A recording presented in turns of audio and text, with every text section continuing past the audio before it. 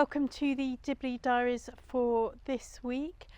This week I wanted to start off in the Rural Challenge, just asking and challenging us all to think about how we are supporting the people we know who farm locally.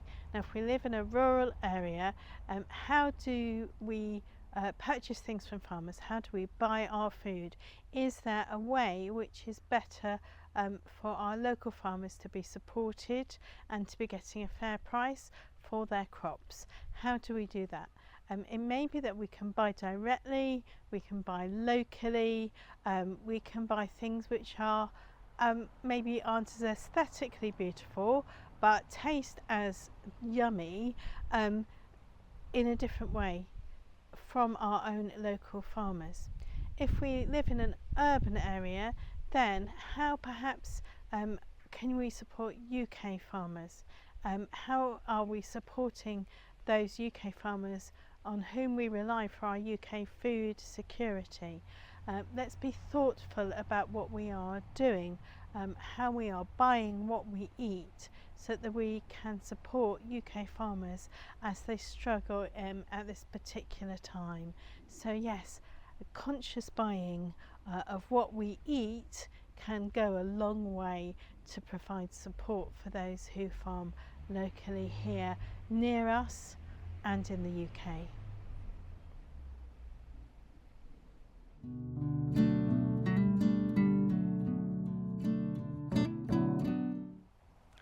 Thought for the week this week is a revisiting of the John 6 passage, where the I am the bread of life passage. Sometimes this happens at harvest, that we need to preach at more than one harvest festival, which might have different people or the same people at. So yes, but it's been really interesting to think about this week, to think about the John 6 passage, how it sits within the structure of John 6, and how that actually helps explain some of the questions that people are asking in the passage. So if you go back to verse 1 of John 6, you start with the feeding of the 5,000. I mean, there were more than 5,000, but we start with the feeding of the 5,000. Jesus takes the little boy's lunchbox and shares the contents out so that he can feed all those people. And I always find this a challenge when I think about this. So why is it that Jesus refuses to turn stones into bread for himself? That's one of his temptations. He refuses to do that, but he does turn the little boy's lunch into food for everyone. So we have the story of the 5,000, then Jesus walking on the water, and then comes straight away this passage, this I am the bread of life passage. And the people who are coming to see Jesus are kind of saying to Jesus, please, will you just feed us miraculously? Is that what's going to happen now? Can you just feed us miraculously? And it's a challenge, isn't it? Because Jesus could have done it, but he had refused to do it as part of his temptation to feed himself miraculously. So he has this really difficult conversation with the people. So they say, oh, Moses gave us manna in the wilderness. And Jesus said, God sent manna for you in the wilderness. God sent manna for the people in the wilderness, and God is sending food now. And the people, unsurprisingly, said, Sir, can we have some of this food? Can we have this food? And then Jesus says, goes on to talk about, I am the bread of life. So we come into this situation where we have Jesus talking about both physical and spiritual food, both physical and spiritual food. It's a difficult question, and it's an important thing for us to think about at harvest. Where do we fit into this? Jesus loved telling farming stories. There are so many farming stories. I bet you could probably tell me 10 parables set in an agricultural setting. 10 parables set in an agricultural setting. Now, interestingly, it's important to think about the things that Jesus doesn't say to the people at this point, that he might have said to the people. So he doesn't say to them, yes, let's all live off spiritual food. Jesus does not say that. He doesn't say, I will provide miraculous food for you all forever. Jesus doesn't say that. Jesus also doesn't say, let's overthrow the Romans and redistribute the wealth so we can all eat. He doesn't say that, but he does have plenty to say about the responsibility of the rich to the poor, but he doesn't say that at this point to people. He doesn't say, let's do this. Jesus gives an answer which is this kind of typical Jesus answer, the I am the bread of life answer, which is both physical and spiritual. Both physical and spiritual. There's no suggestion that people should give up farming. Farming has been really settled. Jesus does not say, that's okay, don't worry about sowing anything in your fields. He doesn't do that.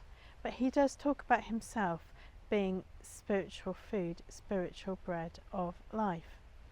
One of the agricultural parables that I've been also thinking about this week in connection with this passage is the parable of the sower. I don't know if you're familiar with it. I'll put the link to it in the description. Basically, Jesus tells this farming parable about sowing spiritual things. He tells this farming parable about sowing spiritual things. He says, a farmer went out to sow, and then some of the grain falls on the rocky path. Some of it's eaten by birds, some of it is choked by weeds, some of it grows and gets struck down in the sun and withers, but some of it is good growth and it's fruitful growth, and some of that happens. It's one of the few parables that Jesus actually explains. And so I've been thinking about this balance as we think about harvest, about planting, sowing and reaping, and about physical and spiritual. One of the songs I've not been able to get out of my head this week thinking about these passages is Lou Reed's song Perfect Day, which ends with you reap what you sow. You reap what you sow. And in the parable of the sower, there's no understanding that we wouldn't be sowing. Jesus is kind of when you sow sort of thing. There's no expectation that we wouldn't be sowing spiritual things. They won't all grow. Jesus says lots of things won't grow. Things might happen, things might look great, and then they disappear, other things will happen. But there is an expectation to sow. So this harvest time, yes, let's give thanks for those who work hard farming to give us physical food, but also let's think about what we are growing as spiritual food. What are we planting to grow? What are we sowing in our own lives and in the lives of our church communities? What spiritual things are we looking for God to grow with us? Because we will only reap when we sow. We will only reap when we sow. So that's our spiritual challenge. What is it that we are going to sow so that we will be able to reap a spiritual harvest?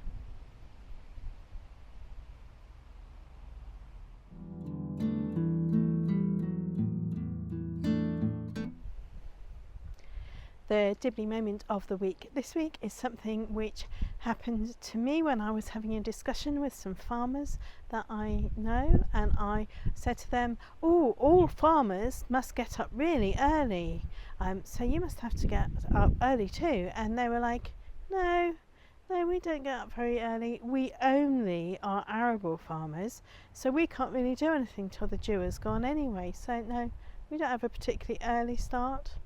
Which just kind of shook my unconscious bias about farmers' early starts. These are, however, the people who you will see harvesting very late at night if they need to get their crop in good weather conditions. But yeah, Farmers I know, not early risers. Who knew? Well, that's it for the Dibley Diaries for this week. I pray that you and your village, however large or small, have a really blessed week where you can celebrate both a physical and a spiritual harvest.